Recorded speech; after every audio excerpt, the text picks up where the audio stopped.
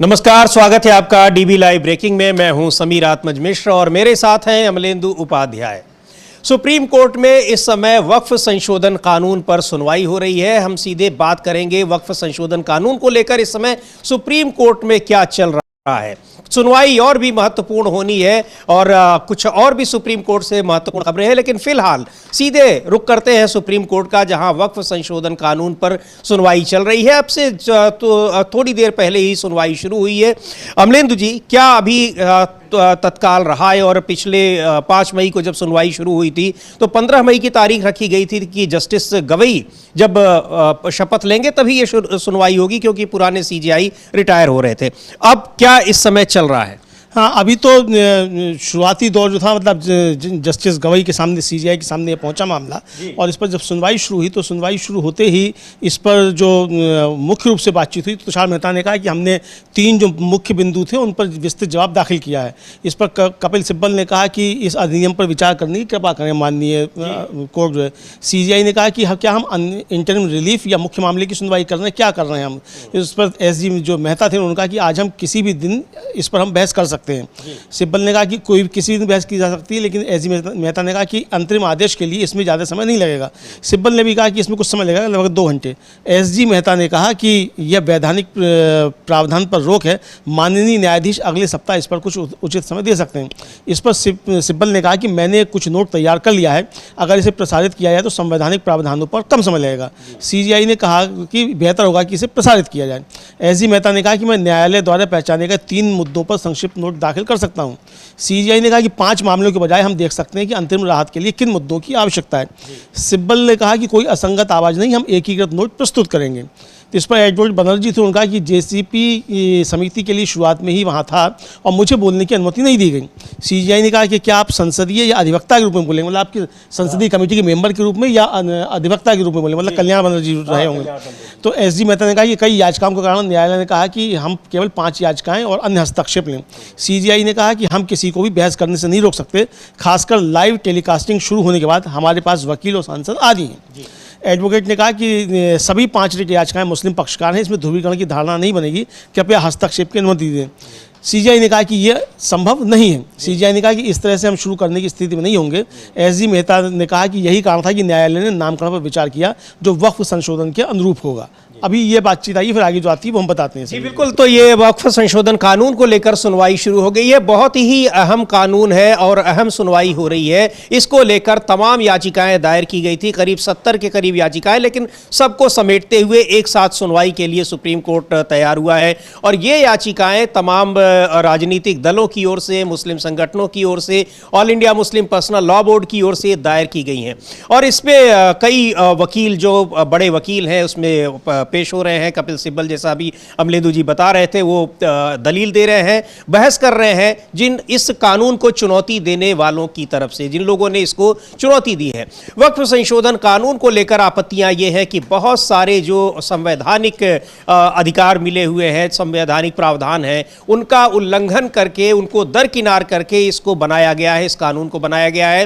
न सिर्फ इसमें तमाम संवैधानिक प्रावधानों को दरकिनार किया गया है, बल्कि इसमें संवैधानिक प्रक्रियाओं को भी दरकिनार किया गया है। और कुछ जो पिटीशंस हैं उसमें संवैधानिक प्रक्रिया को ही चुनौती दी गई है। बाकी यहाँ पर जो संवैधानिक प्रावधान है उनको तो चुनौती दी ही गई है कि ये कानून संविधान के प्रावधानों के अनुरूप नहीं है। हाँ बिल्कुल, ये चुनौती दी गई है कि ये संविधान के अनुरूप नहीं है। और संविधान के अनुच्छेद 14, 15, 21 से लेकर 26, 30 और 300 इनका उल्लंघन करता है ये कानून। खासतौर से ये कहा गया उनकी तरफ से, याचिकाकर्ताओं की तरफ से। तो इस पर एसजी मेहता ने, जब सीजीआई ने कहा कि हम आपको 2 घंटे देंगे और आप इसको तय करें, तो इस पर वकील ने कहा कि हम 1995 के अधिनियम को भी चुनौती दी गई है। सीजीआई ने कहा कि हम अंतरिम राहत के लिए यहाँ हैं। इस पर एडवोकेट ने कहा हम भी व्यथित हैं। सीजीआई ने कहा कि हम पिछले आदेश के अनुसार चलेंगे। तो इस पर वकील ने कहा कि मेरी शिकायत है कि वक्फ ट्रिब्यूनल जो असंवैधानिक है अभी भी मौजूद है। इस पर सीजीआई ने कहा कि अगर वे 1995 से मौजूद हैं और अगर उन्हें चुनौती नहीं दी गई है, एसजी मेहता ने कहा कि श्री जैन हमें विचलित नहीं होना चाहिए, मतलब जैन साहब जो बीच में बोल रहे थे। इस पर सीजे ने कहा हम आपको 2025 के अधिनियम में 1995 के अधिनियम को चुनौती देने की अनुमति कैसे दे सकते हैं कि भाई 2025 का जो कानून है उसमें चुनौती दी गई है, तो 1995 में जो चुनौती दी गई वो इसमें कैसे शामिल की जा सकती है? ये सीजीआई ने कहा कानून ही अलग है और ये संशोधन कर बनकर ये अलग बन गया है। तो एसजी मेहता ने कहा कि जब आपकी बारी आए तब आप बहस कीजिएगा। सीजीआई ने कहा कि इस मुद्दे को आपस में ना मिलाएं। उन जैन साहब से कहा हम 1995 का अधिनियम के लिए किसी भी अंतरिम राहत पर विचार नहीं करेंगे, यानी 1995 का मामला अलग है, ये मामला अलग है, हम इसको मिक्स नहीं कर सकते। एसजी मेहता ने कहा कि एक पंक्ति में वे कहना चाहते हैं कि हम 1995 के अधिनियम के लिए अंतरिम राहत के लिए लंबे समय से इंतजार कर रहे हैं और उन्हें उच्च न्यायालय जाने के लिए कह दिया गया। अब यहाँ यानी जो ये जो एसजी साहब कूदे हैं, ये कहना चाहते हैं कि इस मामले को भी जो है भेज दिया जाए हाई कोर्ट को, और जबकि पिछली उस पर सुनवाई पे जो सीजीआई कर रहे थे, एक्स सीजीआई जो अब हो चुके हैं जस्टिस संजीव खन्ना, उन्होंने कहा था ये हाई कोर्ट नहीं भेजा जा सकता। ये तो केंद्र ने, संसद ने कानून बनाया है, इसकी सुनवाई यहीं पे होगी, यहीं पे होगी। तो अब इसको जो है वो भेजने, मतलब ये चाल जो है सरकार की तरफ से चली आ रही है कि इसको हाई कोर्ट को भेज दिया जाए ताकि ये मामला लंबित हो जाए और फिर कानून जो है वो बना रहे और सरकार उस पर कार्रवाई करती है। जी बिल्कुल बिल्कुल बिल्कुल। इसको लेकर एक कोशिश हो रही है सरकार की तरफ से, जो सॉलिसिटर जनरल हैं उनकी तरफ से, कि इसको किसी तरह से खींचा जाए, लंबित किया जाए। लेकिन ऐसा लगता है जिस तरह से इस याचिका को, जो तमाम याचिकाएं दायर की गई थी, कानून बनने से पहले ही कहा जाए कि ये शुरू हो गई थी, लोकसभा और राज्यसभा में जब ये पारित हुआ और राष्ट्रपति के पास नहीं पहुंचा था तभी इसको चुनौती दे दी गई थी। यानी कानून बनने से पहले ही कहा जा सकता है इसको चुनौती दे दी गई और उस पर जिस तरह से सुप्रीम कोर्ट ने तुरंत इसको एडमिट किया, सुनवाई की तारीख रखी और उस पर अब सुनवाई हो रही है, उसको देखते हुए कहीं से लगता नहीं है कि सुप्रीम कोर्ट इसको बहुत ज्यादा लिंगर ऑन करने के पक्ष में दिखाई पड़ रहा है, बहुत ज्यादा उसको लंबा खींचना चाहता है। लेकिन जो सॉलिसिटर जनरल है, सरकार की तरफ से पेश हुए वकील हैं, उनकी कोशिश यही, अभी तक की जो बहस चल रही है उसको देखते हुए बिल्कुल साफ दिखाई पड़ रहा है कि वो चाह रहे हैं कि किसी तरह से इसको खींचा जाए, क्योंकि ये पहले ही कहा जा चुका है कि जिस तरह से तमाम संवैधानिक प्रावधानों का, तमाम मौलिक अधिकारों का इसमें उल्लंघन किया गया है, उनको वायलेट किया गया है, उसको देखते हुए ये कानून सुप्रीम कोर्ट में ठहर नहीं पाएगा। तो अब कोशिश होगी कि कितना ज्यादा इसको खींच दिया जाए। हाँ, इसको खींच दिया है। तो सीजीआई ने इस पर कहा कि क्या मंगलवार को इसको, मतलब एक तरीके से कहा है, तो सिब्बल ने कहा कि एश्योरेंस कंटिन्यूज। सीजीआई ने कहा कि एसजी ने पहले ही बयान दे दिया है, तो इस पर सीनियर एडवोकेट ने कहा कि मैं सभी से अनुरोध कर रहा हूं कि 5 याचिकाएं वरिष्ठ वकीलों तक शामिल ना हो, यानी सारी याचिकाओं को सुना जाए।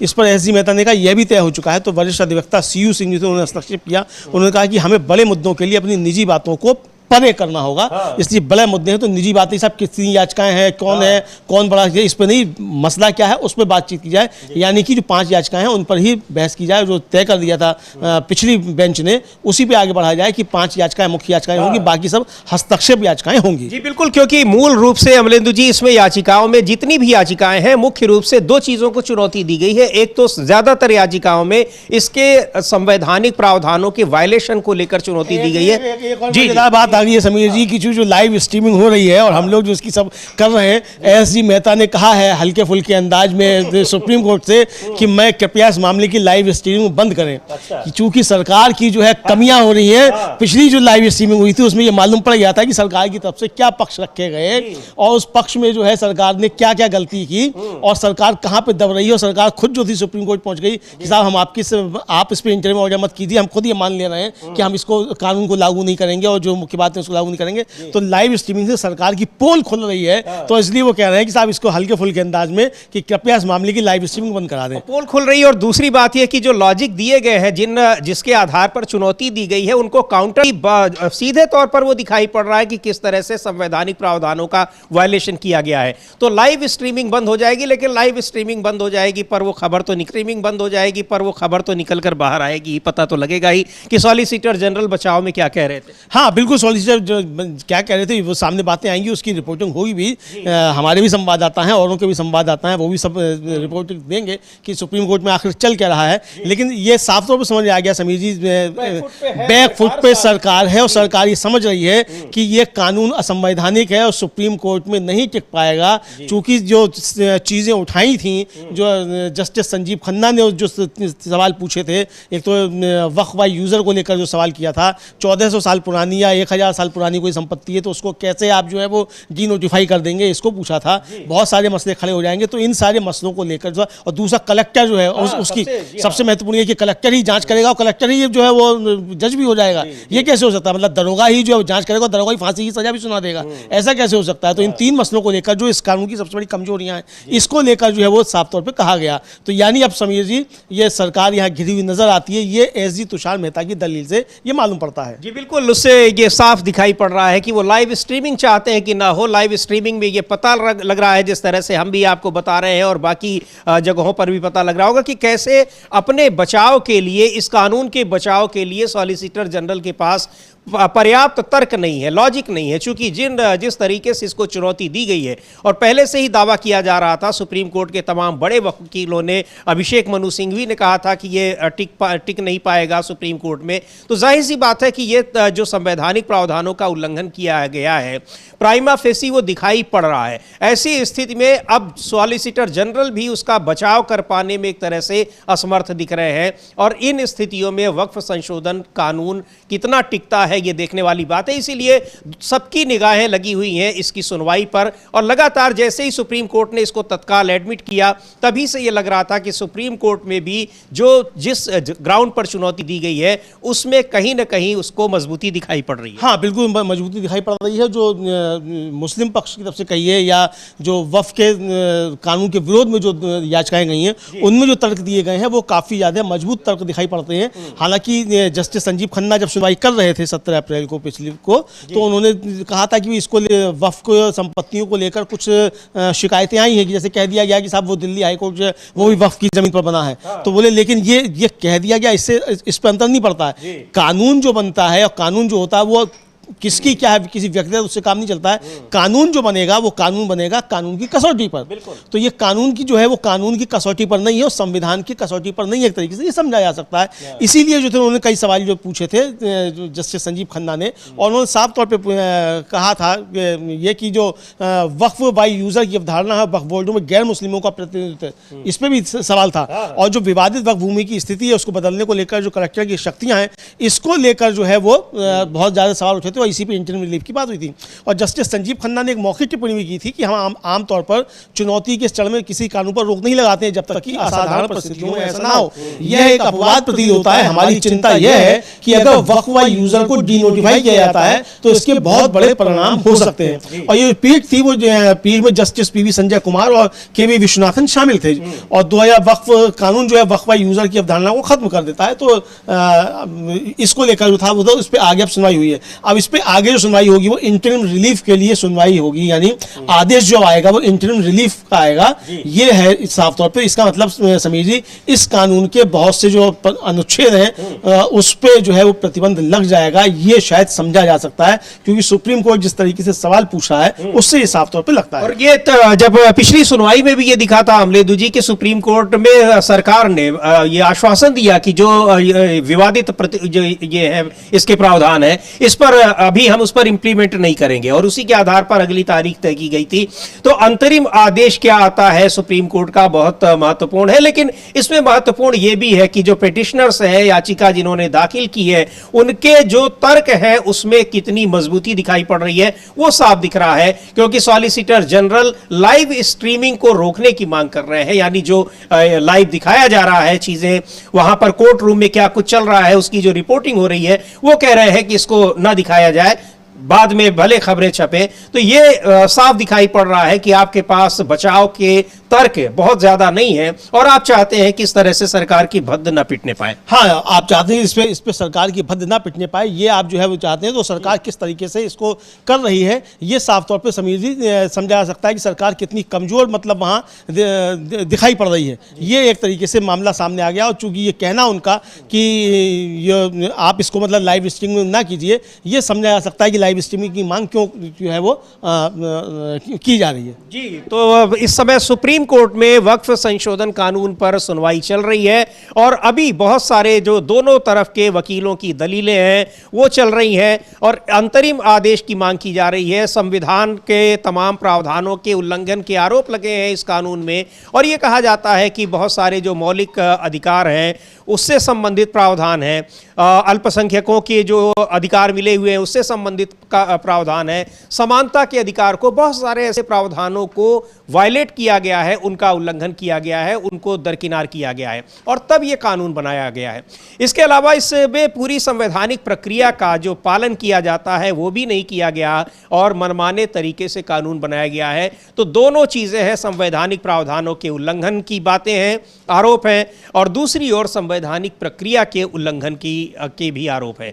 इन दोनों ग्राउंड्स पर चुनौती दी गई है वक्फ संशोधन कानून को, उसी पर सुनवाई चल रही है। अब इस दोनों पक्षों की दलीलें आ रही है और अपडेट क्या है बताते हैं, अमलेंदु जी बताएंगे। हाँ समीर जी, अभी इस पर चल रही है, अभी आगे जो आती है अपडेट वो हम अपने दर्शकों को निश्चित तौर पर बताते हैं कि वहाँ से क्या अपडेट है। फिलहाल तो जो है वो एसजी साहब जो हैं वो यही कह रहे हैं कि साहब इसकी लाइव स्ट्रीमिंग जो है बंद करा दीजिए और लाइव स्ट्रीमिंग जो है वो, इसका मतलब कि लाइव स्ट्रीमिंग से सरकार एक तरीके से कहा जाए वो डरी हुई दिखाई पड़ रही है। आज जब शुरुआत हुई समीर जी सुनवाई की तो शुरुआत में जो एसजी तुषार मेहता थे उन्होंने कहा कि हमने जो 3 मुद्दे हैं उन पर हमने विस्तृत जवाब दाखिल कर दिया है, जो मतलब पिछली सुनवाई में हुआ था उसको लेकर।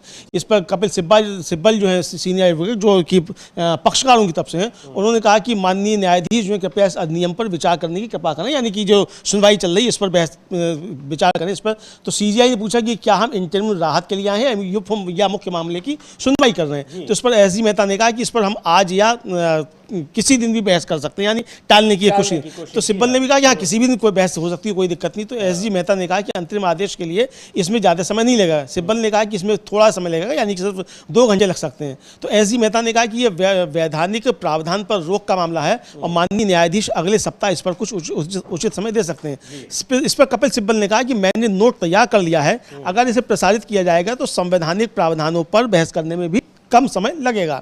इस पर सीजीआई ने कहा कि बेहतर होगा कि इसे प्रसारित कर दिया जाए। तो एसजी मेहता ने कहा कि मैं न्यायालय द्वारा पहुंचाने के 3 मुद्दों पर संक्षिप्त नोट दाखिल कर सकता हूं। सीजीआई ने कहा कि 5 मामलों के बजाय हम देख सकते हैं कि अंतिम राहत के लिए किन मुद्दों की आवश्यकता है, यानी 5 मामले जो है उनके बजाय हम ये भी देख सकते हैं कि और किन किन मामलों को जो लेकर इसमें अंतरिम राहत जो दी जा सकती है, इस पर ये उन्होंने कहा सीजीआई ने। इस पर सिब्बल ने कहा कि इस पर कोई असंगत आवाज़ नहीं है, हम एकीकृत नोट प्रस्तुत करेंगे, यानी इसमें कोई मतलब जो पक्षकार हैं उनकी तरफ से कोई डिसेंट नोट नहीं है कि हम इसमें जो है साहब किसको सुने किसको नहीं सुने। कि वो 70 याचिकाएं तो आप 5 ही उसको करिए, चूंकि ज्यादातर लोगों के जो आरोप हैं जो दलीलें हैं वो एक ही जैसी हैं और जो ग्राउंड्स हैं वो भी एक जैसे। हाँ बिल्कुल ये है। तो इस पर जो कल्याण बनर्जी जो थे वो उपस्थित हुए थे, चूंकि कल्याण बनर्जी सुप्रीम कोर्ट के एडवोकेट भी हैं और जेपीसी के मेंबर भी थे। तो उन्होंने कहा कि मैं जेपीसी समिति के लिए शुरुआत में ही वहां था, लेकिन मुझे बोलने की अनुमति, इसलिए मुझे बोलने की अनुमति दी जाए। तो इस पर सीजीआई ने कहा कि क्या आप संसदीय समिति के सदस्य के तौर पर यहाँ बोलेंगे या अधिवक्ता के रूप में बोलेंगे। तो इस पर एसजी याचिका थे, उन्होंने कहा कि कई याचिकाओं के कारण न्यायालय ने कहा कि आइए 5 याचिकाएं और अन्य हस्तक्षेप ले लें, मतलब कि 5 याचिकाओं पर सुनवाई करें, बाकी को हस्तक्षेप याचिकाएं मानी है। सीजीआई ने कहा हम किसी को भी बहस करने से नहीं रोक सकते, खास तौर से लाइव टेलीकास्टिंग शुरू होने के पास हमारे पास वकील सांसद आदि, यानी जो कल्याण बनर्जी बोल रहे थे इस पर आपत्ति जता रहे थे एक तरीके से एसजी मेहता, चूंकि जेपीसी के मेंबर भी रहे और जेपीसी और ये कानून में ये कहा गया कि कोई डिसेंट नोट आया ही नहीं।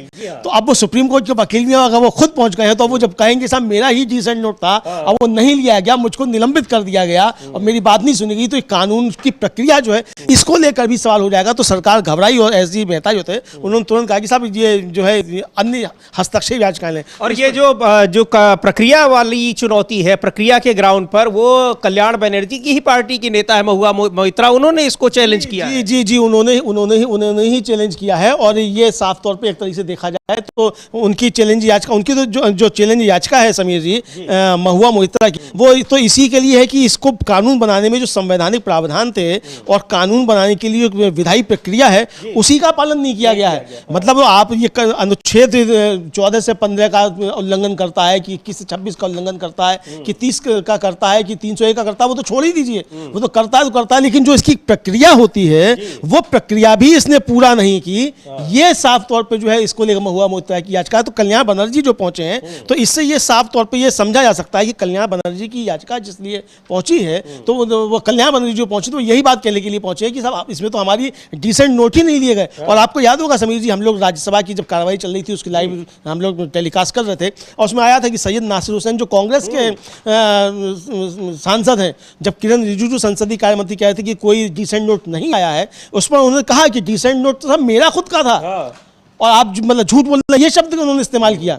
और जो था वो अब वो तो संसद की प्रक्रिया का हिस्सा है सैयद नासिर हुसैन का ये वक्तव्य, और निश्चित तौर पर डिसेंट नोट होगा। तो ये बातें भी आएंगी कि कानून बनाने में जो संसदीय समिति बनी, उस संसदीय समिति के चेयरमैन जो थे जगदम्बिका पाल, वो बिना संसदीय समिति के सदस्यों को लेकर अपने दौरे करते रहे, और ये आरोप लगे कि ये दौरे कर रहे हैं बिना संसदीय समिति के सदस्यों को साथ लेकर। और जो ये पहली बार हुआ 78 सालों में कि संसदीय समिति के जेपीसी के जो सदस्य हैं थोक भाव में निलंबित कर दिए गए, 10 सदस्य जो निलंबित कर दिए गए, और डिसेंट नोट नहीं लिए गए। तो इसको लेकर काफी ज्यादा इस पे आपत्तियां उठी थी। तो कल्याण बनर्जी ने यही हस्तक्षेप किया था, और जिस पर उन्होंने कहा एसजी मेहता ने अनुमति एक तरीके से ना दिया, तो सीजीआई ने कहा कि हम इसको नहीं रोक सकते। ये अनुमति, और वो जेपीसी के मेंबर भी रहे हैं, वकील भी हैं, अगर वो कुछ हस्तक्षेप कर रहे हैं, बात कहना चाह रहे हैं, तो उनकी बात सुनी जाएगी।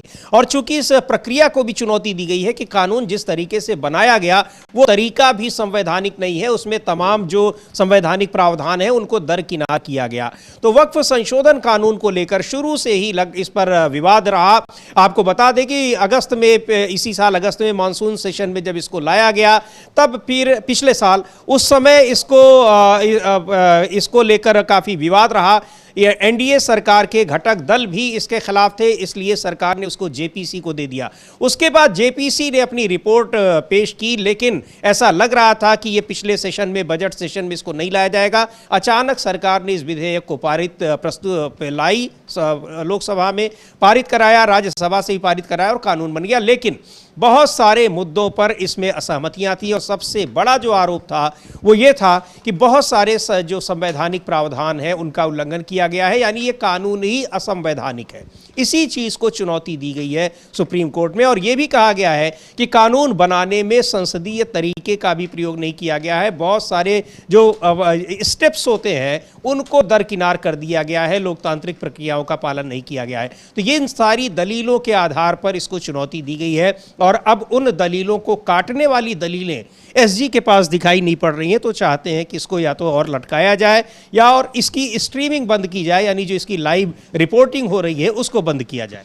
हाँ बिल्कुल, ये जो लाइव स्ट्रीमिंग बंद कराने की बात ही सीधी है। हालांकि कानून हल्के नोट में था, लेकिन हल्के नोट में कही गई बात भी गंभीर बात कही गई कि लाइव स्ट्रीमिंग इसकी बंद करा दी। चूंकि जो तर्क सरकार की तरफ से दिए जा रहे हैं वो जनता को ये मालूम ना पड़ पाए कि क्या तर्क दिए गए। लाइव स्ट्रीमिंग से मालूम पड़ जा रहा है सब कुछ कि सरकार वहाँ क्या तर्क दे रही है, किस तरीके से सरकार पर लाइव स्ट्रीमिंग न होती अमलेंदु जी, तो जिस तरह से राज्यसभा में किरण रिजिजू के बयान का नासिर हुसैन ने काटा कि भाई मैं तो खुद ही डिसेंट नोट देने वाला था, वो आप कह रहे हो कि दिया ही नहीं गया। नहीं, तो ये कैसे चीज सामने आती है, ये साफ तौर पर समझा जा सकता है। तो इसीलिए कहा गया कि साहब इसको जो है वो लाइव स्ट्रीमिंग आप रोक दीजिए।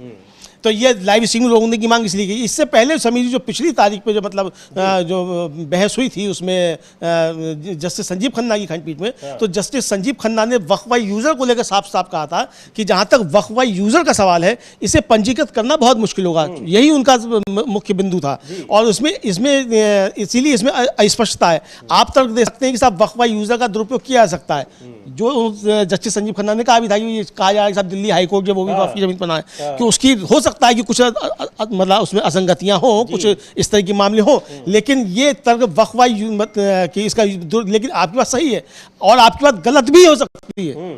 आपकी बात सही भी और आपकी बात गलत भी हो सकती है, लेकिन साथ ही वास्तविक वक्फ यूजर भी हैं, और आप ये नहीं कह सकते कि कोई वास्तविक वक्फ यूजर नहीं है जी। तो यानी आप ये नहीं कह सकते कि कोई वक्फ यूजर भी है। तो ये साफ तौर पे समझा जा सकता है कि ये जो था वक्फ यूजर है, इसको लेकर गंभीर सवाल जो थे वो खड़े हुए थे, और सरकार जो थी इसी पे बैकफुट पर आई थी, और फिर सरकार जो थी खुद पहुंच गई। मतलब एसजी तुषार जब इंटरिम ऑर्डर पास हो रहा था, तो इंटरिम ऑर्डर जैसे ही उन्होंने कहा कि हम ये इन 3 बिंदुओं पर इंटरिम ऑर्डर पेश कर मतलब देने जा रहे हैं, तो जस्टिस एसजी जो थे वो बीच में कूदे और तुरंत कि सर इसको आप थोड़े समय के लिए टाल दीजिए, मुझको थोड़ा समय दीजिए, हम कल इस पर बहस बहस कर सकते हैं। उनका ठीक है, कल इस पर बात होगी, लेकिन इंटर में आदेश पर ही बात होगी, किसी और चीज़ पर बात नहीं होगी। और जब अगले दिन सुनवाई हुई तो जाते ही सबसे पहले अपना हलफनामा जो था सरकार की तरफ से वो एसजी ने पेश कर दिया, और उसमें ये कहा गया कि भाई जो आपने बातें कही हैं, हम ना तो किसी को डिनोटिफाई करेंगे वक्फ यूजर की किसी भी संपत्ति को, ना हम किसी गैर मुस्लिम को उसमें शामिल करेंगे, और ना हम कलेक्टर वाली जो उसको लागू करेंगे। यानी जो तीन महत्वपूर्ण जिससे ये कानून जो था वो एक तरीके से कहा जाए कि सरकार के हाथ में एक बन गया था हथियार, जो जिस वजह से लाना चाहती थी उसका कारण यही 3 पॉइंट्स थे। और इन 3 पॉइंट्स पर ही सरकार खुद पहुंच गई कि हम ये हलफनामा देते हैं कि हम इस पे अगले जब तक कोई आदेश नहीं आता तब तक हम इस पर कायम रहेंगे और ये सरकार नहीं करेगी। तो उसको ऑन रिकॉर्ड ले लिया सुप्रीम कोर्ट ने कि ठीक है, ऑन रिकॉर्ड सरकार ये हलफनामा दे रही है, तो अब सरकार वहाँ वचनबद्ध है कि वो अगले आदेश तक ये नहीं कर सकती, और इसलिए जब तक सुनवाई चल रही है तब तक नहीं हो सकता। तो अब इस पर जब आगे बहस होगी, जो भी होगा वो हम अपने दर्शकों को बताएंगे। अभी महत्वपूर्ण बात यह है कि एसजी तुषार मेहता ने ये कहा कि इसकी लाइव जो है उसको आप बंद कर दीजिए। जी बिल्कुल, लाइव स्ट्रीमिंग उसकी बंद कर दीजिए, ये डिमांड की एसजी तुषार मेहता ने सुप्रीम कोर्ट में। और हालांकि उसको उन्होंने हल्के अंदाज में कहा और हल्के अंदाज में कोर्ट ने लिया भी, यानी लाइव स्ट्रीमिंग बंद नहीं की। लेकिन ये साफ दिखाई पड़ रहा है कि इस कानून को डिफेंड करने के लिए निश्चित तौर पर उनके पास तथ्यों की कमी है, और जिस आधार पर इसको चुनौती दी गई है वो आधार बहुत मजबूत दिखाई पड़ रहे हैं। ये साफ तौर पर दिख रहा है, और केवल अभी नहीं बल्कि कानून बनते वक्त भी ये कहा जा रहा था कि ये असंवैधानिक कानून है। जिस तरीके से इसको बनाया जा रहा है, जिस तरह से इसमें तमाम संवैधानिक प्रावधानों का उल्लंघन किया जा रहा है, तो ये सुप्रीम कोर्ट में टिकने वाला नहीं है। अभिषेक मनु सिंघवी बहुत बड़े वकील हैं, उन्होंने खुद कहा था जब ये कानून बना कि ये सुप्रीम कोर्ट में अगर जाता है तो ये वहां टिक नहीं पाएगा, क्योंकि कई सारे संवैधानिक प्रावधानों का इसमें पालन नहीं किया गया है, सीधे तौर पर उनको वायलेट किया गया है, जो दिखाई पड़ रहा है। और ये ऐसे प्रावधान है जो संविधान जिनका संरक्षण करता है, मौलिक अधिकार से संबंधित प्रावधान है, और प्रक्रिया का भी उल्लंघन किया गया है, जिसको चुनौती दी है महुआ मोइत्रा ने, टीएमसी की सांसद हैं, और उसी पार्टी के कल्याण बनर्जी भी इसमें वो भी इस दलील दे रहे हैं, वकील की तरह से वहां पर उपस्थित हुए हैं, और उन्होंने अपनी बात कही। वो खुद जेपीसी के मेंबर रहे, जो वक्फ संशोधन कानून को लेकर जो जेपीसी बनी थी, यानी संयुक्त संसदीय समिति बनी थी। तो बहुत ही महत्वपूर्ण ये सुनवाई हो रही है वक्फ संशोधन कानून को लेकर, और सबकी निगाहें हैं कि इस पर सुप्रीम कोर्ट का रुख क्या रहता है। हाँ, सुप्रीम कोर्ट का रुख ये है कि अगले मंगलवार को अब इस पर सुनवाई होगी, और इंटरिम ऑर्डर जो है, अंतरिम राहत जो है वो आएगी। यानी अब जो बहस होनी, बहस नहीं होनी, उसमें आदेश आना है, अब ये आएगा। अब समझिए ये है कि आदेश किन चीज़ों पे आ सकता है। आदेश उन्हीं चीज़ों पे आ सकता है जो पिछली बेंच जो थी तय करके गई थी, जिस पर कि 3 मुख्य बिंदु थे। पहला मुख्य बिंदु यही था कि आप नोटिफाई नहीं करेंगे वक्फ यूजर को, पहला बिंदु था। दूसरा, कोई गैर मुस्लिम जो है वक्फ बोर्ड और वक्फ काउंसिल में नहीं होगा, दूसरा बिंदु था। और तीसरा बिंदु जो था वो कलेक्टर की शक्तियां थी, कलेक्टर ही जांच करेगा, कलेक्टर ही आदेश करेगा, ये आप नहीं करेंगे। 3 मुख्य बिंदु जो है ये खास तौर से थे। इन्हीं 3 बिंदुओं पर यह फैसला आएगा, कल अंतरिम आदेश इस पर आएगा, ये साफ तौर पे समझा सकता है, क्योंकि यही कहा है कि मंगलवार को इंटरिम ऑर्डर आएगा। ये साफ तौर पे जो है समीर जी कहा गया है। तो अब मंगलवार जो अगला जो है मतलब जो इंटरिम रिलीफ के लिए जो है वो मंगलवार को इस पर आएगा। ये है अंतिम राहत के लिए मामले की सुनवाई अगले मंगलवार को होगी, यानी अगला मंगलवार जो है, आज बृहस्पतिवार है, मतलब आप समझ सकते हैं 4-5 दिन बाद आप इसको, मतलब ये आएगा मंगलवार को। इस पर सुप्रीम कोर्ट अंतरिम आदेश पारित करेगा, और ये माना जा रहा है कि जिस तरह से जो सरकार ने जो वादा किया था जिन 3 बिंदुओं को कि वो वक्फ की संपत्तियों को डिनोटिफाई नहीं करेंगे, कलेक्टर की ही उस पर फैसला देगा कि कोई संपत्ति वक्फ की है या नहीं है वो, और दूसरा ये है कि जो वक्फ बोर्डों में गैर मुसलमान मेंबर्स थे उनको लेकर ये लागू नहीं करेगा। ये पिछले सुनवाई में ही सरकार ने वादा किया था, और इसी पर अब सुप्रीम कोर्ट का अंतरिम आदेश आएगा अगले मंगलवार को। तो बहुत ही महत्वपूर्ण सुनवाई इस समय हुई, और आदेश की अब प्रतीक्षा है लोगों को कि क्या सुप्रीम कोर्ट इस पर आदेश सुनाता है अपना। लेकिन जिस तरह से यहाँ सॉलिसिटर जनरल कानून का बचाव करते दिखे और उनके पास बचाव के लिए बहुत तर्क नहीं थे, उससे ये साफ साबित होता है कि जो जिस ग्राउंड पर चुनौती दी गई है वो बहुत ही मजबूत ग्राउंड्स दिखाई पड़ रहे हैं। तो अब ये एक महत्वपूर्ण मुद्दा है, इसको लेकर अब मंगलवार को क्या होता है उस पर भी हम लोगों की निगाह रहेगी।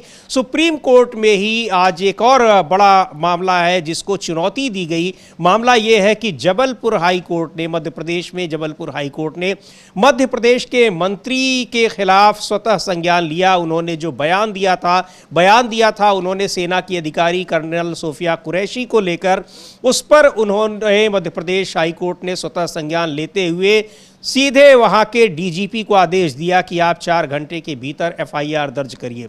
हालांकि एफआईआर दर्ज हुई, लेकिन काफ़ी देर बाद दर्ज हुई और दर्ज होने के बाद भी हाई कोर्ट ने कहा कि वो उससे संतुष्ट नहीं है। लेकिन दूसरी ओर मध्य प्रदेश के वो मंत्री जिनके खिलाफ एफआईआर दर्ज करने का आदेश दिया हाई कोर्ट ने, उन्होंने हाई कोर्ट के आदेश को सुप्रीम कोर्ट में चुनौती दी है, लेकिन सुप्रीम कोर्ट से भी उनको फटकार लगी है। कल फिर सुनवाई होगी, लेकिन आज सुप्रीम कोर्ट ने उन्हें जबरदस्त तरीके से फटकार लगाई है। अमलेंदु जी, हाँ, सुप्रीम कोर्ट ने भी जबरदस्त तरीके से फटकार लगाई है और कल उनकी याचिका पर सुनवाई होगी। लेकिन इससे ज़्यादा बड़ी बात जो है वो मध्य प्रदेश हाई कोर्ट, जो जबलपुर हाई कोर्ट है, वहाँ हुई समीर जी। और वहाँ कल जो आदेश दिया गया था 2 जजों की बेंच ने दिया था स्वतः संज्ञान लेते हुए, और आदेश दिया था कि डीजीपी को मध्य प्रदेश के कि 4 घंटे में एफआईआर दर्ज करके हमको बताइए कल सुबह आकर के। तो आज सुबह जो है पहुंचे वहाँ के जो अधिवक्ता हैं सरकार के, वो पहुंचे और रात को 11:36 पर मुख्यमंत्री मोहन यादव जी उनके कार्यालय की तरफ ने पोस्ट किया कि हाईकोर्ट के आदेश के अनुपालन में शाह के खिलाफ एफआईआर दर्ज कर ली गई है। ये उन्होंने किया। हाईकोर्ट ने अपने आदेश में मंत्री की टिप्पणी को खतरनाक और घटिया भाषा बताया था, जिसमें न केवल अधिकारी को निशाना बनाया गया था बल्कि पूरे सशस्त्र बलों को बदनाम किया गया था। हाईकोर्ट के आदेश के अनुपालन में मध्य प्रदेश पुलिस ने शाह के खिलाफ बीएनएस की धारा 152, 196(1)(b) और 197(1)(c) के तहत एफआईआर दर्ज की। शाह ने कल रात अपने उनका जो एक्स अकाउंट है उस पर वीडियो पोस्ट कर सार्वजनिक रूप से टिप्पणी के लिए माफ़ी भी मांगी थी और फिर पहुंच गए वो सुप्रीम कोर्ट। सुप्रीम कोर्ट ने उनको बहुत कड़ी फटकार लगाई है। एडवोकेट जनरल जो थे मध्य प्रदेश के, वो जबलपुर हाई कोर्ट में उपस्थित हुए और उन्होंने कहा कि साहब जो निर्देश था उसका पालन किया गया है और मैं जो एफआईआर हमने दर्ज की है उसकी कॉपी आप हमको अदालत को सौंपने की अनुमति दें। तो इस पर एडवोकेट जनरल ने एफआईआर की कॉपी जो थी वो बेंच को सौंप दी। हाई कोर्ट ने कहा कि हमें यकीन है कि आपने इसको पढ़ा हुआ, यानी जो एफआईआर है आपने उसको पढ़ लिया होगा हमें सौंपने से पहले, और इसे इस तरह से तैयार किया गया है कि ताकि इसे रद्द किया जा सके, यानी इसे क्वैश किया जा सके। ये हाई कोर्ट ने मिला के कि एफआईआर में कोई दम नहीं है। हाई कोर्ट के आदेश के बाद आपने एफआईआर तो दर्ज कर ली, लेकिन वो ऐसी एफआईआर है कि वो टिकेगी नहीं, उसमें टिकेगी नहीं। और पूछा इसमें तत्व क्या है, इसमें फैक्ट क्या है, इसे तैयार किसने किया है। हाईकोर्ट ने कहा कि यह रात में दर्ज किया गया, हम इस पर विचार नहीं कर रहे हैं। बात यह है कि जो बात थी वो एफआईआर में है कि नहीं है, जो सामग्री है, और अगर इसे संलग्न किया गया तो क्या इसे एफआईआर का हिस्सा माना जा सकता है, ये कहा। तो एडवोकेट जनरल ने कहा कि सर एफआईआर हो चुकी है और नीचे वाली लाइन जो उसे पढ़ना उचित होगा। तो हाईकोर्ट ने कहा कि वो फैक्ट कहाँ है, सामग्री कहाँ है, जिसपे एफआईआर है वो सामग्री इसमें कहाँ है। तो एडवोकेट जनरल ने कहा कि आप जो कहेंगे हम अनुपालन करेंगे। मैं सबसे विनम्र प्रार्थना कर रहा हूँ कि माननीय न्यायालय यह निष्कर्ष ना निकाले कि हम कोई उन्हें सुरक्षा प्रदान कर रहे हैं मंत्री को, यानी। तो एडवोकेट जनरल ने कहा कि हमारे इरादे पर संदेह ना करें। हाईकोर्ट ने कहा कि अधिनियम केवल ये दिखाता है कि एफआईआर का तत्व नहीं है, इसमें केवल आदेश लिखा है, बस इतना ही। ये तो एडवोकेट जनरल ने कहा कि मैं कोई दलील नहीं दूंगा, मिलॉर्ड जो है वो आदेश पारित कर सकते हैं, हम उसका पालन करेंगे। एडवोकेट जनरल ने यह भी कहा कि माननीय न्यायालय का पहला वाक्य है कि इसे इस तरह से तैयार किया गया, और उन्होंने कहा कि हमने 4 घंटे के भीतर इसका अनुपालन किया और 17:57 पर हमने डीजीपी को सूचित किया, फिर ये आईजी इंदौर के पास गया। हाईकोर्ट ने कहा कि हम जिस बात से संतुष्ट नहीं है वह है सामग्री। हम इस पर जा ही नहीं रहे कि आपने 4 घंटे में किया और हाईकोर्ट को आदेश दिया, मतलब डीजीपी को दिया, डीजीपी ने आईजी को भेज दिया, फिर वो इंदौर में। हम इस पर जा ही नहीं रहे। हम तो ये कह रहे हैं कि जो एफआईआर दर्ज है उस एफआईआर में जो हमने आदेश दिया था वो फैक्ट इसमें है कि नहीं है। और एडवोकेट जनरल ने कहा कि साहब आप जैसा कहेंगे उसका अनुपालन करेंगे। तो एडवोकेट जनरल ने कहा कि कृपया मुझे एफआईआर पढ़ने की अनुमति दी। फिर उन्होंने पढ़कर सुनाई एफआईआर की सामग्री जो हिंदी में थी। तो एडवोकेट जनरल ने कहा कि पूरे आदेश में घटना की तारीख और स्थान लिखा है जो निर्देश निर्देश हैं और मामले की जांच कर रही है। तो हाईकोर्ट ने कहा कि ये हत्या का मामला नहीं है, भाषण के साक्ष्य मौजूद हैं, यानी हत्या का मामला नहीं कि साहब इसमें जांच करनी पड़ेगी और तब जाके इस पर एविडेंस ढूंढे जाएंगे, गवाह ढूंढे जाएंगे, मौजूद है, उसके भाषण में एविडेंस है, ये हाईकोर्ट ने कहा। तो हाईकोर्ट ने कहा कि दिखाओ मुझे उस आदमी के खिलाफ आरोप कहाँ है, मतलब विजय शाह के खिलाफ सिर्फ निर्देश दिए हैं कोर्ट के, आप सिर्फ आपको निर्देशों का दोहरा रहे हैं। तो हाईकोर्ट ने कहा कि अगर यह एफआईआर कोर्ट में जाती है तो इसे रद्द कर दिया जाएगा, इसमें कोई विवरण नहीं दिया गया है, हमें जो बताया गया हम उसी के आधार पर निष्कर्ष निकालते हैं, यानी आपने जो हमको बताया हम उसी के आधार पर निष्कर्ष निकाल रहे हैं। और जो एफआईआर दर्ज की गई है, इस एफआईआर में ऐसा किया गया है इंतजाम कि अगर ये सुप्रीम कोर्ट जाए तो वहां से कैश हो जाए, और इसमें उसके भाषण का जिक्र एक तरीके से नहीं है। और हमारे पास जो एफआईआर उसे कि इसे ये उन्होंने कहा, फिर हाईकोर्ट ने फिर अपना आदेश सुनाया। तो हाईकोर्ट ने जो आदेश सुनाया समीर जी, वो आदेश ये सुनाया कि राज्य सरकार द्वारा मंत्री विजय शाह के खिलाफ मामला दर्ज करने के निर्देश के अनुसार राज्य सरकार ने आदेश का अनुपालन किया है। अपराध धारा 152, 196 1B के तहत है। इस न्यायालय ने एफआईआर के पैरा 12 की जांच की, जिसमें अपराधी के कृत्य से जुड़कर अपराध के तत्वों को अनिवार्य रूप से कानून के दायरे में लाना चाहिए। एफआईआर की संक्षिप्तता समस्या नहीं है, हालांकि इसमें कार्रवाई का एक भी उल्लेख नहीं है जो मंत्री के खिलाफ दर्ज अपराध के तत्वों को संतुष्ट कर सके। पैरा 12 का ऑपरेटिव हिस्सा अदालत के आदेश की नकल के अलावा कुछ नहीं है, और इसमें संदिग्ध की कार्रवाई पर आदेश के पहले वाले हिस्से की झलक नहीं है। अगर अपराध के तत्वों में आरोपी के कृत्य का विवरण नहीं है तो एफआईआर को रद्द किया जा सकता है। यह एफआईआर इस तरह से दर्ज की गई है ताकि इसे चुनौती दी जा सके और इसे रद्द किया जा सके, क्योंकि इसमें भौतिक विवरण की कमी है। और हाई कोर्ट ने अब कहा है कि इसकी जो जांच होगी उस जांच की निगरानी सीधा जबलपुर हाई कोर्ट करेगा। यानी अब अगर बचाने का काम करेगी पुलिस मंत्री जी को तो बचा नहीं पाएगी। बाकी सुप्रीम कोर्ट से क्या रिलीफ मिलता है नहीं मिलता है वो बात का मसला है, लेकिन इस जांच की निगरानी जो है वो जबलपुर हाई कोर्ट करेगा। ये एक और ये कितनी हैरानी की बात है अमलेंदु जी की जिस तरह का बयान आया विजय शाह का, जो मंत्री हैं, कैबिनेट मंत्री हैं, 8 बार के विधायक हैं मध्य प्रदेश में, उनका ये बयान कर्नल सूफिया कुरैशी के खिलाफ, उनको आतंकवादियों की बहन बताया उन्होंने, उसको लेकर भारतीय जनता पार्टी की ओर से कोई कार्रवाई नहीं की गई। लगातार मांग की जा रही है। प्रधानमंत्री को पत्र लिखा है वहां के मध्य प्रदेश कांग्रेस के अध्यक्ष जीतू पटवारी ने, लेकिन इन सब के बावजूद उनके खिलाफ कार्रवाई नहीं हुई। हाई कोर्ट ने, जबलपुर में मध्य प्रदेश हाई कोर्ट ने स्वतः संज्ञान लिया और कहा कि सीधे एफआईआर दर्ज की जाए। बावजूद इसके कैसी लीपापोती की जा रही है। खुद हाई कोर्ट कह रहा है कि लीपापोती कर रहे हो, कुछ नहीं किए हो। यह दिखाता है कि किस तरह से इस ऐसे बयानबाजी करने वाले मंत्रियों का भी बचाव भारतीय जनता पार्टी कर रही है। ये बड़ी हैरानी की बात है। लगातार इसको लेकर चर्चाएं हो रही हैं। हाँ, इसको लेकर बड़ी चर्चाएं हो रही हैं। और अब तो विपक्ष साफ तौर पे कह रहा है कि अगर इसके बाद भी नहीं रोकते हैं, अगर जो मतलब इसको अगर बर्खास्त नहीं किया जाता है, मंत्री पद से नहीं हटाया जाता है, तो ये साफ तौर पर संदेश जाएगा कि प्रधानमंत्री नरेंद्र मोदी जो है वो इसको संरक्षण दे रहे हैं। ये जो है वो उन्होंने कहा है, मतलब विपक्ष का साफ तौर पर कहना यह है कि ये जो इसको संरक्षण मिल रहा है। और समीर जी, ये मंत्री के खिलाफ तो आ रहा है और सुप्रीम कोर्ट का इस पे बड़ा आदेश आ चुका है कि कल जो है वो सुनवाई होगी, इंटरिम ऑर्डर पे होगी, यानी इंटरिम आदेश कल आ सकता है वक्फ के मामले में। ये है। इधर जो राहुल गांधी का जो दौरा था दरभंगा में, बिहार में, और वहाँ अम्बेडकर छात्रावास में उनको छात्रों से संवाद करना था, खबर ये आ रही है कि वहां सुबह पुलिस ने पहुंचकर वो तंबू कनात उखाड़ दिए। राहुल गांधी को भी रोका गया है जी। ये जो विजुअल्स आ रहे हैं, ये दिखाई पड़ रहे हैं दरभंगा में, राहुल गांधी को रोका गया है और उससे पहले वहां पर जो कार्यक्रम की व्यवस्था की गई थी उसको पुलिस ने पहुंचकर उखाड़ दिया गया। ये दिख रहा है, ये जो विजुअल्स हैं ये वहीं के हैं और वहां उनको जाने से रोका जा रहा है।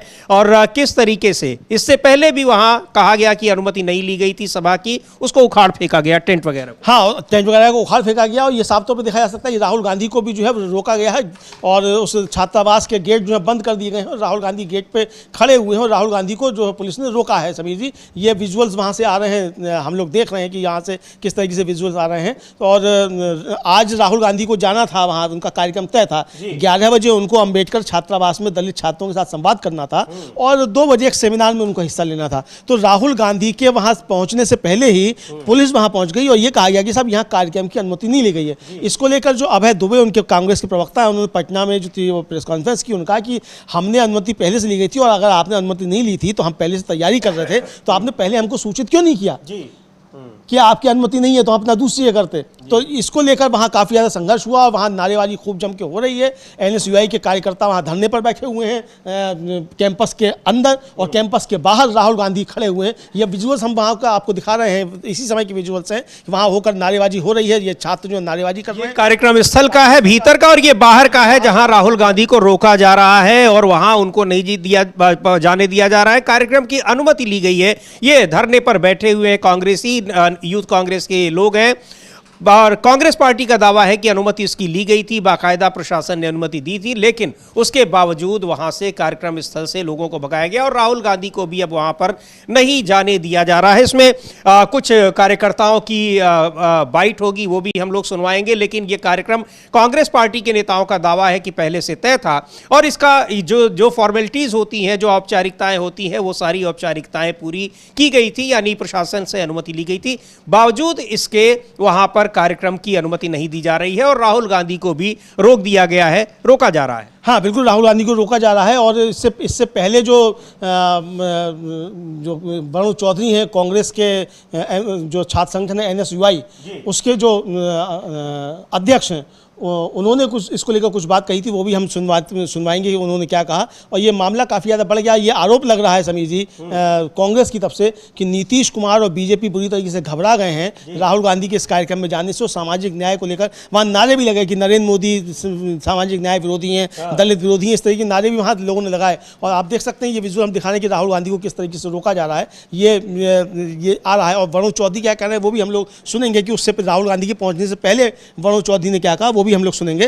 और वो कार्यक्रम स्थल में तो वहां पर तंबू वगैरह हटा दिया था, उसके बाद ही वरुण चौधरी का ये बयान आया है, सुन लेते हैं। और अब देख रहे हैं हम कि किस तरह से राहुल गांधी को भी कार्यक्रम स्थल तक पहुंचने से रोका जा रहा है। ये विजुअल्स वहीं के हैं और उनको वहां जाने नहीं दिया जा रहा है। सुनते हैं वरुण चौधरी ने क्या कहा, इस किस तरह से प्रशासन राहुल गांधी के कार्यक्रम को रोक रहा है दरभंगा में। देखिए, साफ साफ दर्शाता है कि जेडीयू बीजेपी सरकार दलित विरोधी है, छात्र विरोधी है। जो छात्रों की हालत बिहार के अंदर है सबके सामने है कि पेपर लीक जैसी घटनाएं, बीपीएससी का मुद्दा हुआ, तमाम जो दलित और यहाँ पे हॉस्टल आदिवासी हॉस्टल हैं, जो माइनॉरिटी के हॉस्टल हैं, उनकी हालत आप देखेंगे, खुद आप देख के घबरा जाएंगे। अभी पुलिस छात्रों को डराने का काम कर रही है। छात्रों ने भी डटकर कह दिया है कि राहुल गांधी जी से मिलकर यहाँ से उठेंगे। सब तमाम छात्र इनके दबाव के बावजूद, पुलिस की दमनकारी नीति के बावजूद छात्र हॉस्टल से बाहर आ रहा है और टाउन हॉल में शामिल हो रहा है।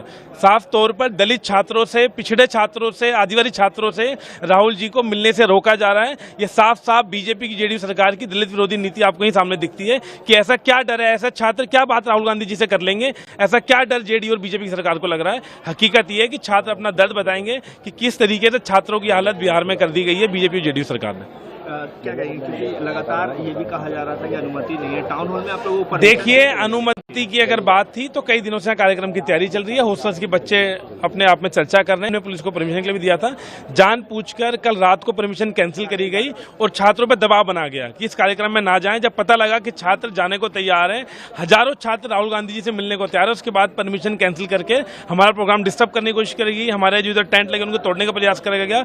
कुछ दलित छात्रों के साथ पुलिस ने मिसबिहेव करा, मैन हैंडल करी। पिछले 2-3 घंटे से दबाव बनाया जा रहा है, लेकिन राहुल गांधी जी आ रहे हैं, तमाम छात्रों से मिलेंगे, उनकी बात सुनेंगे। क्या नाम हुआ आपका नाम क्या? वरुण चौधरी, राष्ट्राध्यक्ष। तो छात्रों को, तमाम छात्र वहां से मिलने आ रहे हैं और छात्रों के साथ बिहार की सरकार का, वहां के प्रशासन का क्या रवैया रहता है। अमलेंदु जी, अक्सर विजुअल्स आते रहते हैं, पुलिस वाले दौड़ाते ही रहते हैं छात्रों को अपनी मांग को लेकर। वहां जब धरने पर बीपीएससी के छात्रों का आंदोलन चल रहा था तो वहां से उनको भगा दिया गया। रात में कितनी ठंड की रात थी, कितनी और पानी की बौछार की गई, लाठीचार्ज किया गया रात में वहाँ। और ये उस छात्रों के साथ तो लगता है वहां की सरकार का 36 का आंकड़ा है, देखते ही भागने। और अच्छा, और ये किस राज्य में हो रहा है? उस राज्य का मुख्यमंत्री जो खुद को जेपी के आंदोलन से निकला हुआ कह रहा है, छात्र नेता है। हालांकि 77 का चुनाव नीतीश कुमार हार गए थे उस जनता लहर में भी। नीतीश कुमार खुद जो थे 77 का चुनाव हार गए थे उस जनता लहर में। तो लेकिन दावा करते हैं कि जेपी के चेले हो, जेपी के आंदोलन से निकले हुए, उस राज्य में छात्रों के साथ इस तरीके का बर्ताव हो रहा है, ये सामने आ रहा है। और ये हम लोग विजुअल देख रहे हैं कि राहुल गांधी की गाड़ी को रोका गया, उसके बाद राहुल गांधी गाड़ी से उतरकर पैदल ही चल दिए। जी बिल्कुल। और तमाम छात्र उनसे मिलने के लिए वहां बैठे हुए थे, उनको मिलना है उस कार्यक्रम में जहां राहुल गांधी जा रहे हैं दरभंगा में। गाड़ी उनकी रोक दी गई। रोकने के बाद वहां पर ये जो काफिला है उनका, वो सारे लोग पैदल ही वहां पर जा रहे हैं। ये विजुअल्स जो दिखाई पड़ रहे हैं, और इसको लेकर ज़बरदस्त नाराज़गी है वहां के जो यूथ कांग्रेस के नेता हैं, छात्र कांग्रेस के नेता हैं NSUI के, और साथ ही जो तमाम छात्र हैं जो पार्टी से जुड़े नहीं हैं, प्रतियोगी छात्र हैं, अपनी समस्याओं के लिए वो राहुल गांधी से मिलने के लिए उनका इंतजार कर रहे थे। तो ज़बरदस्त नाराज़गी ये दिख रही है। सुनते हैं कांग्रेस के नेता अभय दुबे ने इस पूरे मामले में क्या कहा है। तो ये विजुअल्स वहां पर दिखाई पड़ रहे हैं कि राहुल गांधी वहां का पैदल ही, जब उनको रोका गया, गाड़ी उनकी रोकी गई, उसके बाद वहां से उतरकर ये सारे लोग पैदल ही उस कार्यक्रम स्थल पर जाने लगे, और वहां बहुत बड़ी संख्या में छात्र इंतजार कर रहे हैं। उन्हीं छात्रों को सुबह भगाने की कोशिश की गई, उन लोगों को वहां से भगाने की कोशिश की गई। और ये जो दृश्य देख रहे हैं, ये गेट के बाहर, वहाँ पर दरभंगा में यूनिवर्सिटी के बाहर का ये दृश्य है जहाँ ये कार्यक्रम होना था, और अब अंदर नहीं जाने दिया जा रहा है। ये साफ दिखाई पड़ रहा है कि वहाँ किस तरह की स्थितियाँ बनी हुई हैं। और राहुल गांधी अब वहाँ बोल रहे हैं, समीर जी, वो भी हम लोग सुनवाते हैं राहुल गांधी क्या बोल रहे हैं, क्या उन्होंने कहा है। राहुल गांधी ने अम्बेडकर छात्रावास में शिक्षा न्याय संवाद कार्यक्रम को संबोधित किया, मतलब वहीं धरना स्थल पर ही राहुल गांधी जो हाथ में माइक लेकर सुन लेते हैं क्या कह रहे हैं राहुल गांधी। उसी धरना स्थल पर ही छात्रों से जो बातचीत कर रहे हैं, और ये वहाँ गेट ही बंद कर दिया गया है, लोगों को अंदर जाने से रोका जा रहा है। कार्यक्रम स्थल पर जहाँ दरभंगा में छात्रों के साथ वो संवाद करने वाले थे, और बड़ी संख्या में वहाँ छात्र उनका इंतजार कर रहे थे। 90% के लिए इस देश में कोई रास्ता नहीं है। आप ब्यूरोक्रेसी को देखो, सीनियर ब्यूरोक्रेसी में आपके कितने लोग, 0। आप कॉर्पोरेट इंडिया में देखो, कॉर्पोरेट इंडिया में आपके कितने लोग, 0। आप हाई कोर्ट देखो, आपके कितने लोग, 0। आप एजुकेशन सिस्टम के मालिकों को देखो, मेडिकल सिस्टम के मालिकों को देखो, आपके लोग कितने, 0। मगर मनरेगा की लिस्ट निकालो, आपके लोगों से भरी हुई है। मजदूरों की लिस्ट निकालो, आप एक सेकंड शांत हो जाए। सबसे पहले मैं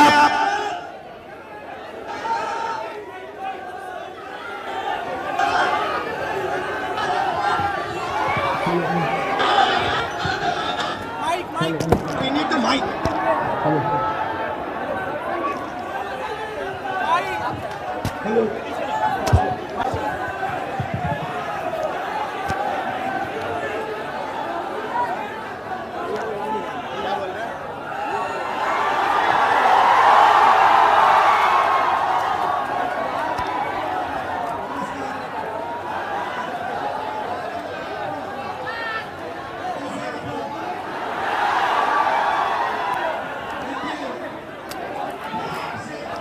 आप लोग सब लोग जाइए, आप साथ में ऑफिशियल।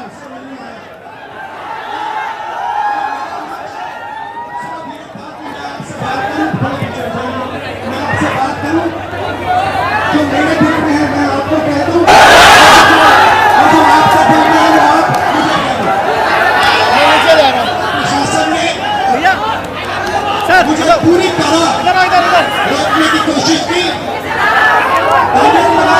बनाया, और मैं पीछे के रास्ते से आपके यहां आ गया। देखिए, दलित, पिछड़ा वर्ग, अति पिछड़ा वर्ग, आदिवासी वर्ग, आपके खिलाफ इस देश में 24 घंटा अत्याचार होता है। आपको दबाया जाता है, आपको शिक्षा के सिस्टम में रोका जाता है, आपके खिलाफ पेपर लीक किया जाता है, और आपके करियर को रोकने के लिए, खत्म करने के लिए किया जाता है। हमने 3 मांगे की है। सबसे पहले जाति जनगणना, सही तरीके का जाति जनगणना जो हमने तेलंगाना में किया। दूसरी बात, कानून, हिंदुस्तान का कानून है कि प्राइवेट कॉलेजेस और यूनिवर्सिटीज में आरक्षण होना चाहिए, और ना नरेंद्र मोदी, ना बिहार की सरकार उस कानून को लागू कर रही है। इसीलिए हम उन पर दबाव डालेंगे और जब तक, मैं बता रहा हूं, जैसे मैं यहां आया हूं ना, रोक नहीं पाए, वैसे ही नहीं रोक पाएंगे जब तक इन्होंने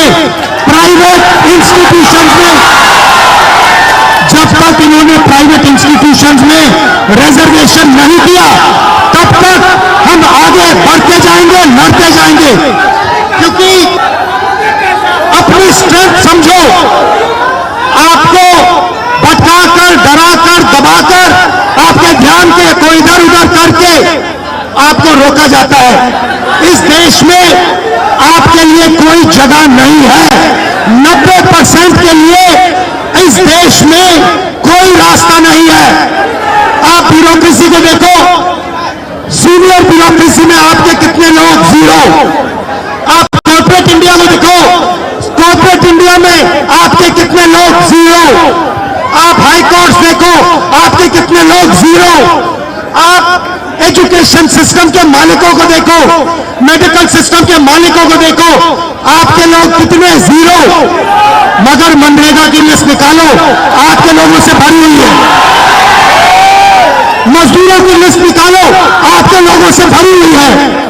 सारे के सारे कॉन्ट्रैक्ट, सारा का सारा धन 5-10% के हाथ में जाता है और आपको उल्टी सीधी बात बताकर आपके ध्यान को इधर उधर कर दिया जाता है।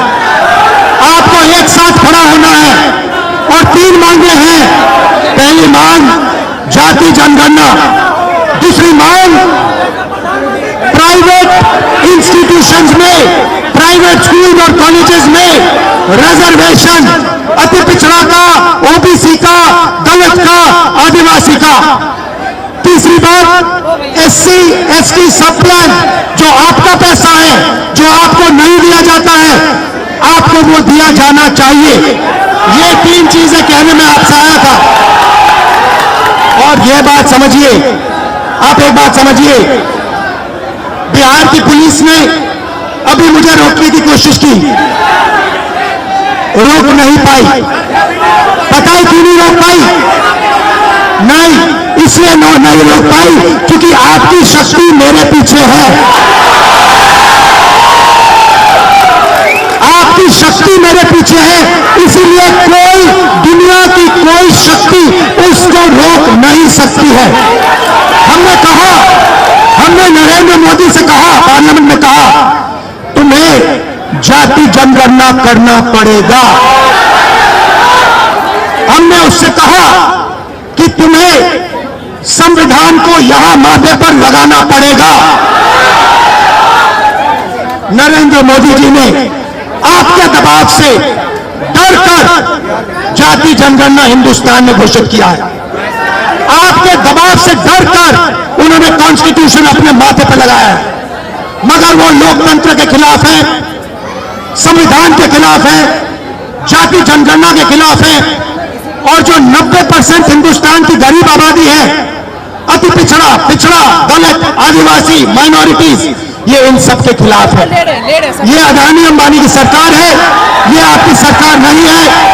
आपने इतने प्यार से मेरी बात सुनी, इसके लिए आप सबको दिल से बहुत बहुत धन्यवाद। मैं जानता हूं एससी एसटी, अति पिछड़ा हॉस्टल्स में यहां क्या होता है। मैं आपको गारंटी देता हूं, जैसे ही हिंदुस्तान में सरकार आएगी, जैसे ही बिहार में हमारी सरकार आएगी, हम ये सारा का सारा बदल देंगे और आपके लिए जो होना चाहिए वो करके दिखाएंगे। आप सबका बहुत बहुत धन्यवाद, नमस्कार, जय हिंद।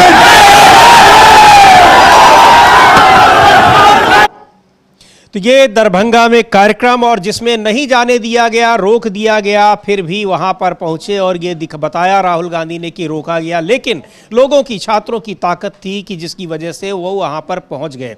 और बड़ी महत्वपूर्ण बात उन्होंने कही है कि किस तरीके से वहां छात्रों के साथ सरकार अन्याय कर रही है। हाँ, छात्रों से अन्याय कर रही है और राहुल गांधी को रोका गया। और राहुल गांधी ने कहा कि ये मुझको नहीं रोक पाए, इसलिए नहीं रोक पाए क्योंकि आपकी शक्ति मेरे साथ है। और राहुल गांधी फिर पहुंचे, वहां उन्होंने संबोधित किया गया और बताया कि वो पिछले दरवाजे से कूद कर आ गए।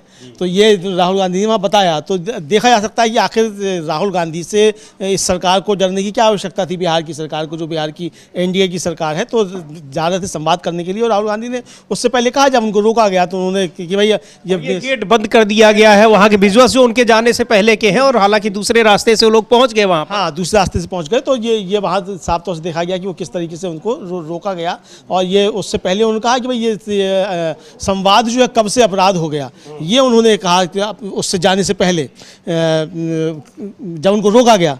इस कार्यक्रम में राहुल गांधी यहाँ पहुंचे दरभंगा में, लेकिन उसके पहले ही बहुत बड़ी संख्या में छात्र मिलने के लिए आए हुए थे, और कांग्रेस पार्टी के नेताओं का कहना है कि उनको वहां से भगाने की कोशिश की गई और राहुल गांधी को भी वहां पहुंचने से रोकने की कोशिश की गई। लेकिन राहुल गांधी वहां पर पहुंचे और उन्होंने अपनी बात रखी, जिसको अभी हमने आपको लाइव सुनवाया, और कहा छात्रों से कि यहाँ पर छात्रों के साथ खासकर जो SC ST OBC वर्ग के छात्र हैं, उनके साथ जो अन्याय हो रहा है वो सरकार बनने पर दूर किया जाएगा उसको। और ये बहुत हैरानी की बात है कि आखिर किसी जो छात्रों के साथ संवाद के कार्यक्रम में LOP है, लोकसभा में नेता प्रतिपक्ष हैं, उनको वहां जाने से रोकने की, जबकि कहा भी जा रहा है कि अनुमति ली गई थी और बाकायदा जो औपचारिकताएं होती हैं उनको पूरा किया गया था। हाँ, औपचारिकताओं को पूरा किया गया था। और जो अभय दुबे कांग्रेस के प्रवक्ता हैं उनको हम सुनेंगे भी क्या कहा। लेकिन उससे पहले राहुल गांधी को जब रोका गया था तब राहुल गांधी ने क्या कहा था, ये देखा जाए कि उन्होंने कहा कि नीतीश कुमार आप किस बात से डर रहे हैं, डर किस बात का है। तो राहुल गांधी को हम लोग सुन सकते हैं समीर जी। वहां पर उनकी गाड़ी को जब रोका गया तो उसके बाद वो सवाल कर रहे थे कि क्यों रोका जा रहा है। सुनते हैं क्या कहा और क्या किस तरीके से उन्होंने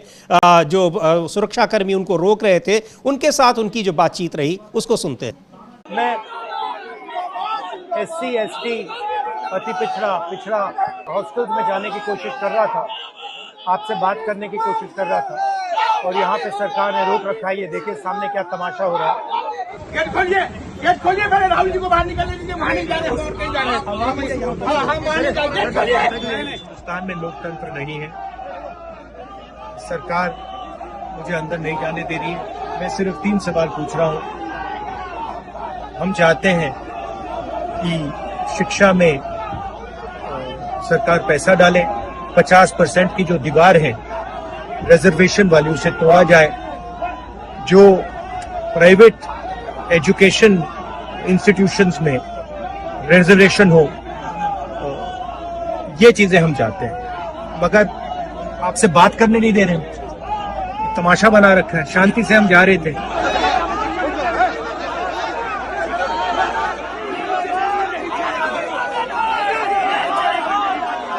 चाहते हैं कि मैं आपसे ना मिलूं, आपकी जो मांगे हैं वो ना उठाऊं, बस। तो ये राहुल गांधी को क्यों रोका गया, यही सवाल वो भी पूछ रहे हैं कि हम तो वहाँ छात्रों के साथ संवाद करने जा रहे हैं, उनसे बातचीत करने, उसमें रोकने की क्या ज़रूरत है, लेकिन उनको रोका गया। और किस तरीके से वहाँ पर सारी औपचारिकताएं पूरी करने के बावजूद आखिर क्यों नहीं जाने दिया गया, बड़ा सवाल है। यही सवाल कांग्रेस के नेता पूछ रहे हैं। सुनते हैं अभय दुबे का क्या कहना है, राहुल गांधी को उस छात्रों के उस कार्यक्रम में जाने से क्यों रोका गया और किस तरीके से रोका गया, कहा क्या गया, बता रहे हैं अभय दुबे।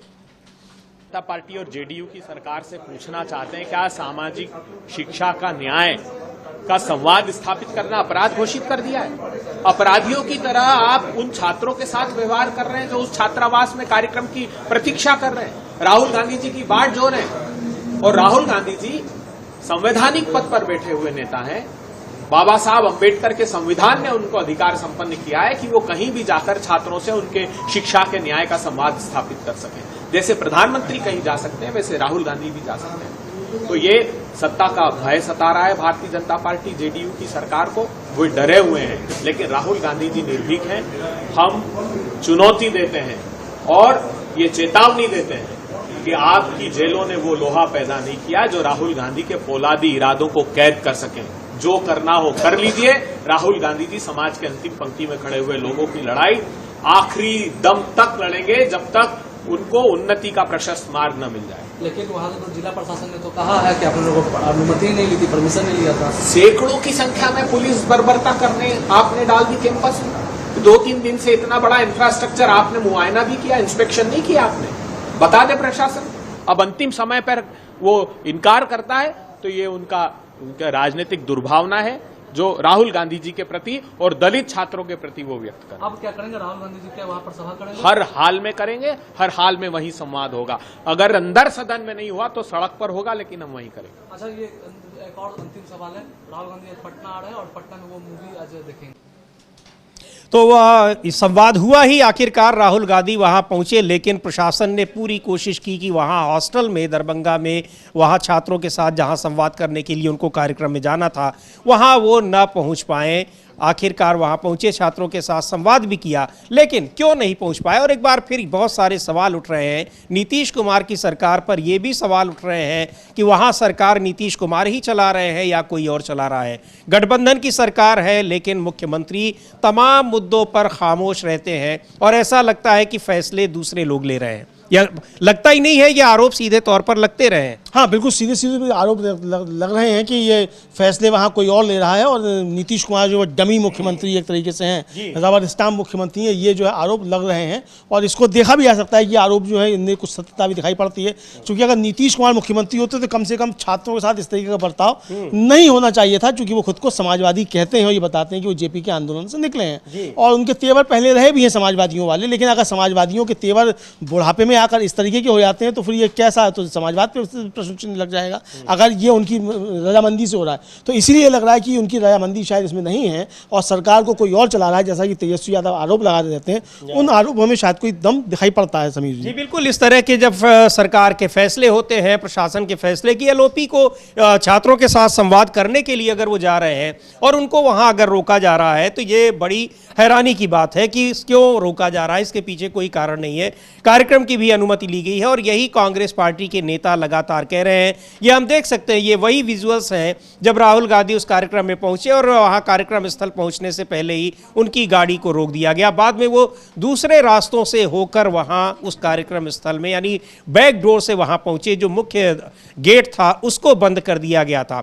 हॉस्टल में ये कार्यक्रम रखा गया था और उस कार्यक्रम में वो नहीं पहुंच पाए और सुबह ही वहां जो तैयारियां की जा रही थी तो वहां से तमाम जो टेंट वगैरह है उनको उठाकर प्रशासन ने फेंक दिया था, ऐसा वहां के जो तमाम छात्र हैं उनके आरोप हैं। हालांकि राहुल गांधी पहुंचे और छात्रों के साथ संवाद भी किया, संबोधित किया, बातचीत की, लेकिन प्रशासन ने भी अपना काम किया कि उसने लोकसभा में नेता प्रतिपक्ष को छात्रों से बातचीत करने से रोका। हालांकि वो उसमें सफल भी नहीं हुए।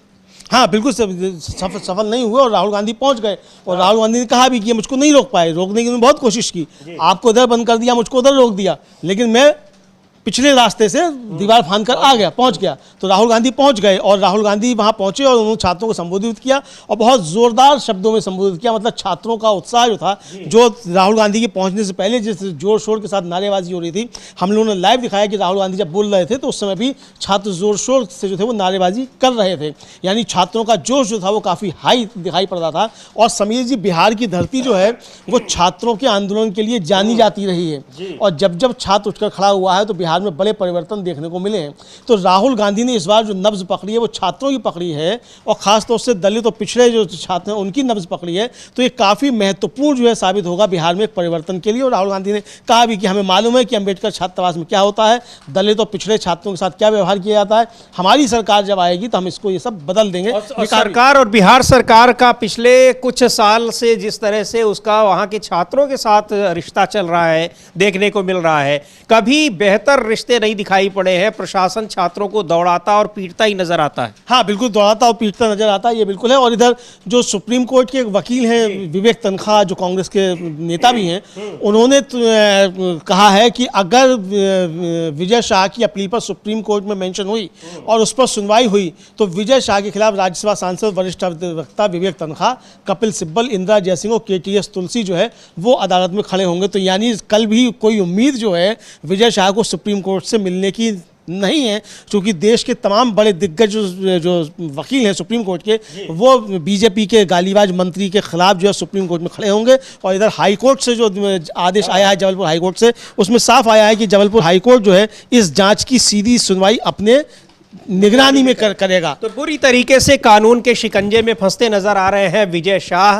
विजय शाह कौन है, आपको एक बार फिर बता देते हैं। मध्य प्रदेश के कैबिनेट मंत्री हैं और उन्होंने कर्नल सोफिया कुरैशी के लिए बहुत ही अपमानजनक शब्द का इस्तेमाल किया। उन्होंने कहा कि आतंकवादियों की बहन के तौर पर उनका इस्तेमाल किया और उसको लेकर जबरदस्त नाराजगी है लोगों में। कांग्रेस पार्टी ने शिकायत की है प्रधानमंत्री से कि उनको बर्खास्त किया जाए। भारतीय जनता पार्टी ने अब तक उनके खिलाफ कोई कार्रवाई नहीं की है, लेकिन जबलपुर हाई कोर्ट ने स्वतः संज्ञान लिया और तुरंत उनके खिलाफ एफआईआर दर्ज करने के आदेश दिए।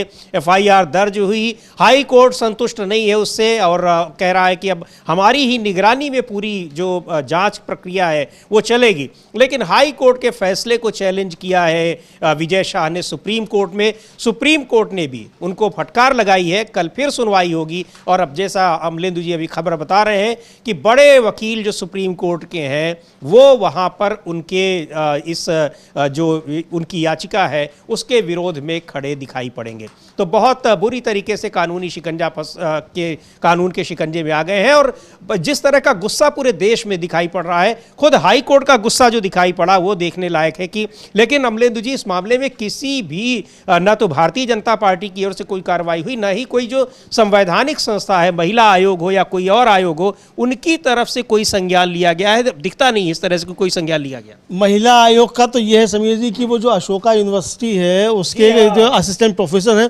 उनको नोटिस इशू कर दिया।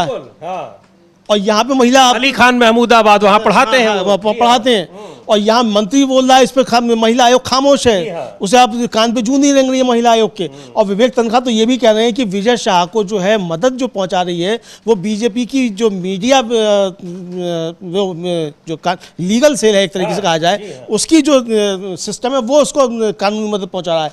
यानी कर्नल सोफिया के ऊपर अभद्र टिप्पणी के मामले में भारतीय जनता पार्टी विजय शाह के साथ खड़ी है और फर्जी तिरंगा यात्रा निकाल रही है, ये एक तरीके से विपक्ष का कहना है। समीर बिल्कुल ये आरोप है, लेकिन बुरी तरीके से कानूनी शिकंजे में गिरते नजर आ रहे हैं विजय शाह। और जिस तरह से हाई कोर्ट और उसके बाद सुप्रीम कोर्ट ने भी सख्ती दिखाई है उसको देखते हुए लगता नहीं कि उनको राहत मिलेगी। लेकिन कल सुनवाई होनी है, उससे हम आपको अपडेट रखेंगे।